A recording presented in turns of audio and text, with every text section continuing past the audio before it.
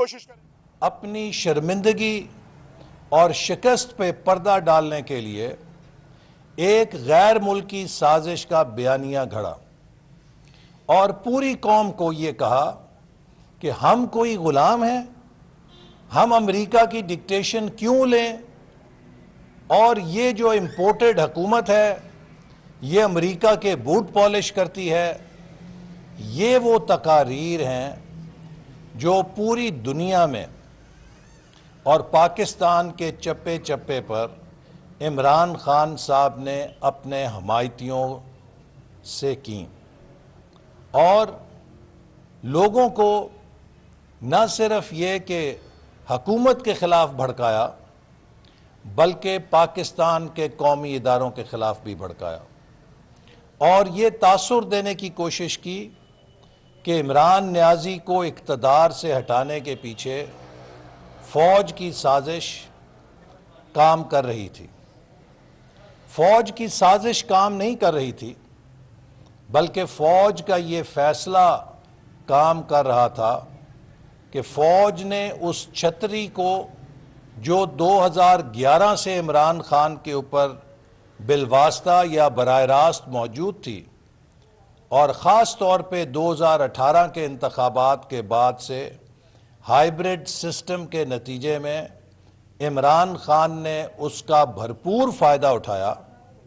اور اپنی حکومت کو اس وقت اسٹیبلشمنٹ کے ذریعے نہ صرف قائم کروایا بلکہ اس کو چلانے کی بھی کوشش کرتے رہے،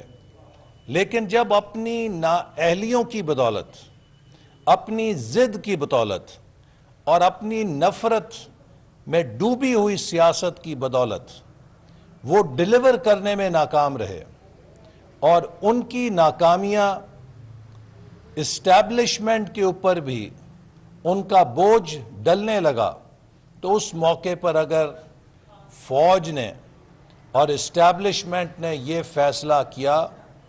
کہ ہم اس سیاسی مداخلت سے پیچھے ہٹ کر غیر جانبدار کردار ادا کریں گے، ہم حکومت کے اوپر اپنی چھتری ہٹا کے حکومت کو خود کہیں گے کہ وہ اپنی چھتری کے نیچے اپنی حکومت چلائے، تو اس اقدام پر عمران خان سیخ پا ہو گئے اور انہوں نے قومی اداروں کو کبھی یہ طعنہ دیا کہ نیوٹرل انسان نہیں ہو سکتا، اور انہوں نے کبھی جانوروں سے تشبیہ دی، کبھی میر صادق اور میر جعفر سے تشبیہ دی، اور اس پوری سیاست کے پیچھے ان کی یہ جھنجھلاہٹ کام کر رہی تھی کہ کسی طرح اسٹیبلشمنٹ دوبارہ انہیں ڈولی میں بٹھائے اور وزارت عظمیٰ کے دفتر میں فائز کر دے۔ لیکن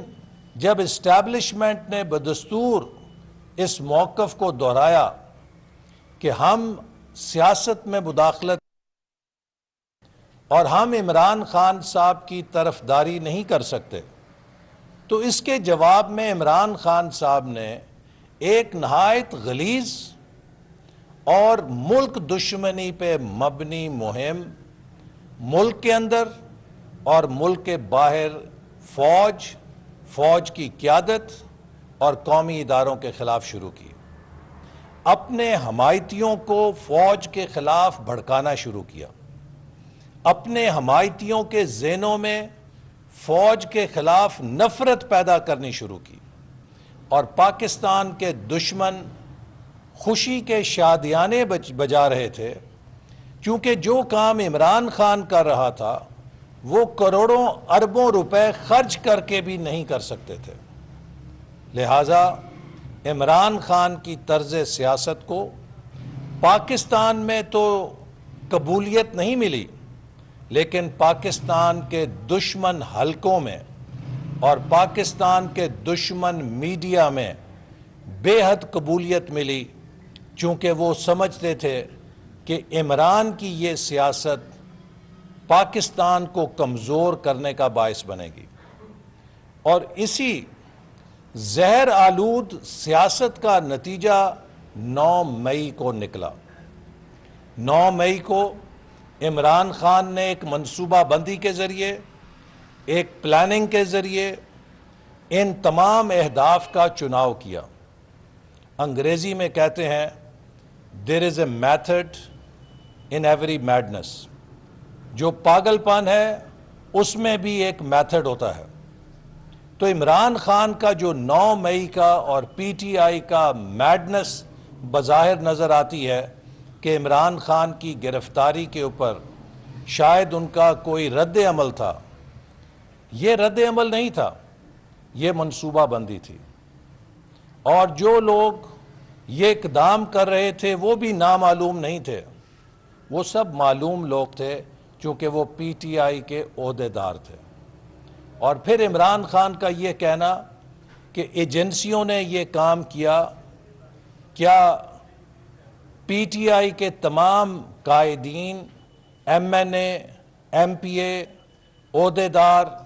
जिनकी तस्वीर वीडियो की सूरत में सोशल मीडिया और टेलीविज़न पर चल चुकी हैं, क्या ये एजेंसियों के लोग थे? इमरान खान की गिरफ्तारी के फ़ौरन बाद उनके चहेते वज़ीर का बयान नशर हुआ कि तमाम कारकुन अपनी ड्यूटी पर और अपने टारगेट्स पे पहुंच जाएं, जिसका मकसद और मतलब वाज़ेह है कि ये सब प्री प्लान मंसूबा था, जिसमें चुन चुन के उन टारगेट्स का चुनाव किया गया था जिनका ताल्लुक या पाकिस्तान की सलामती से था या पाकिस्तान की तरक्की से था। तो लिहाजा 9 मई के वाक़यात को एजेंसियों की कार्रवाई करार देकर इमरान खान इसकी ज़िम्मेदारी से नहीं बच सकते। 9 मई को जो कुछ हुआ है, इसे किसी भी तरह किसी भी मुल्क में सियासी एहतजाज के पलड़े में नहीं डाला जा सकता। आइन, जमहूरियत और सियासत एहतजाज का हक देते हैं, लेकिन हक को दहशत गर्दी में तब्दील नहीं किया जा सकता। एहतजाज के हक को कौमी इदारों और कौमी सलामती पर हमले के लिए इस्तेमाल नहीं किया जा सकता। क्या अमेरिका में जब कैपिटल हिल के ऊपर हमला हुआ, मेरा उन अमेरिका के कांग्रेस के मेंबर से सवाल है कि जो आज इमरान खान की हमायत में ख़त लिख रहे हैं कि अगर पाकिस्तान के अरकान असेंबली अमेरिका के सदर को ख़त लिखें कि उन लोगों को छोड़ दिया जाए जिन्होंने कैपिटल हिल के ऊपर हमला किया, तो क्या अमेरिका उन कैदियों को जेल से निकाल देगा? कभी भी नहीं निकालेगा। बरतानिया में, लंदन की दीगर शहरों के सड़कों पर जब बलवाइयों ने बलवागिरी की, लूटमार की, तो डेविड कैमरॉन की हुकूमत थी, उसने रात को भी अदालतें लगाईं और 24 घंटे अदालतों ने काम करके उन सब बलवा करने वालों को इबरतनाक सजाएं दी ताकि सोसाइटी का ऑर्डर डिसऑर्डर में तब्दील ना हो। लिहाजा दुनिया की कोई भी जमहूरियत एहतजाज को दहशत गर्दी, बलवागिरी, फसाद, आर्सन में तब्दील करने की इजाज़त नहीं देती। और जहाँ भी ये सरगर्मियाँ की जाती हैं, उन्हें आनी हाथ के साथ सामना किया जाता है और उन्हें मिसाली सज़ा दी जाती है ताकि आइंदा लोगों को डेटरेंस मौजूद हो। इसलिए इस बारे में नहायत बारीक बीनी के साथ सलामती के इदारों ने, सिक्योरिटी के इदारों ने एविडेंस इकट्ठा किया है। कोई बेगुनाह शख्स ताकि किसी इल्ज़ाम में गिरफ्तार ना हो सके, लेकिन वो सब लोग जो इस घनौने जुर्म में शरीक थे, उनकी तस्वीर के ज़रिए और उनकी इंटेरोगेशन के ज़रिए मालूमात इकट्ठी काफ़ी हद तक हो चुकी हैं और जो चंद मफरूर लोग हैं ان کی گرفتاری کے بعد یہ کہانی مکمل ہو جائے گی اور اس پورے واقعے کی تحقیقات سے قوم کو بھی آگاہ کیا جائے گا تاکہ قوم کو پتہ چل سکے کہ یہ جو لوگ پاکستان کو جمہوریت کے نام پر، آزادی کے نام پر لوگوں کو بہکاتے تھے، دراصل یہ پاکستان کو کمزور کر کے پاکستان کو غلام بنانا چاہتے تھے، یہ پاکستان کو غلامی میں دھکیلنا چاہتے تھے۔ وہ 2017-18 کا پاکستان جسے مسلم لیگ نون کی حکومت نے 2013 سے اٹھا کر اپنے پیروں پہ کھڑا کیا تھا اور ہم ٹیک آف تھے، دنیا میں پہچان بن چکا تھا،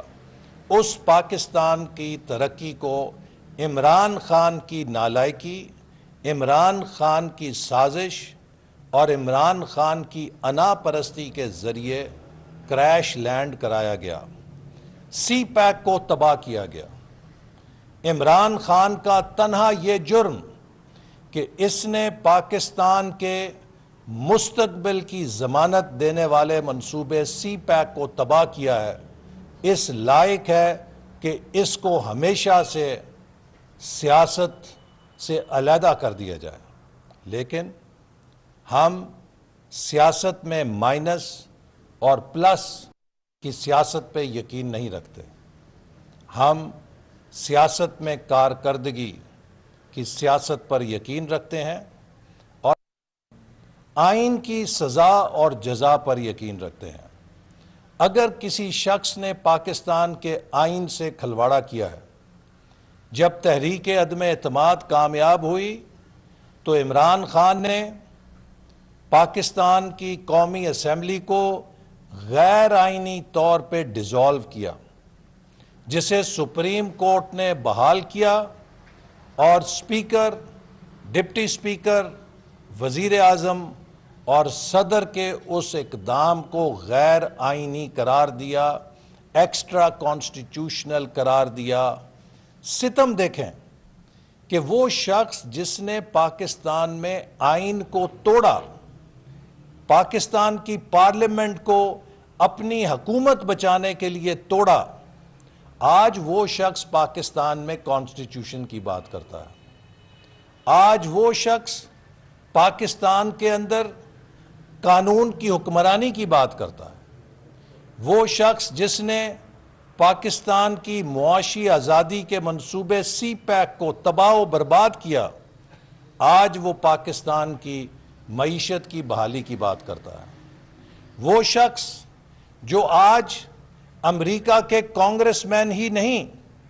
بلکہ امریکہ کے صدر کے بیرے اور امریکہ کے کانگریس مین کے دفتر میں ریسپشنسٹ ان کے بھی جا کر جوتے پالش کر رہا ہے، وہ قوم کو آزادی کا چورن بیچ رہا تھا۔ وہ پاکستانی قوم کو امریکہ سے غلامی، امریکہ کی غلامی سے نجات دلانے کی بات کرتا تھا، جس نے کہ کروڑوں روپیوں سے آج امریکہ کے اندر لابیسٹ انگیج کیے ہیں کہ مجھے امریکہ کی خوشنودی لے دو۔ آج اس کی پارٹی کے ڈیلیگیشنز امریکہ میں ہر کانگریس مین اور سینیٹر کے دفتر کے باہر۔ وزیر منصوبہ بندی احسن اقبال میڈیا کے نمائندوں سے بات چیت کریں، نارووال سے آپ نے براہ راست ملاحظہ کیا ہے۔